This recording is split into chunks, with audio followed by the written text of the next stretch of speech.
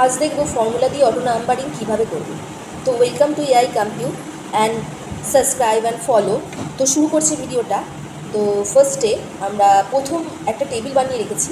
তো টেবিলের মধ্যে আমরা সিরিয়াল নেম, একটা স্যালারির এরকম একটা টেবিল বানিয়ে রেখেছি। তো ফার্স্টে আমরা নাম্বারিংটা শুরু করব। ফার্স্টের কলমটায় আমরা সিলেক্ট করে নিচ্ছি।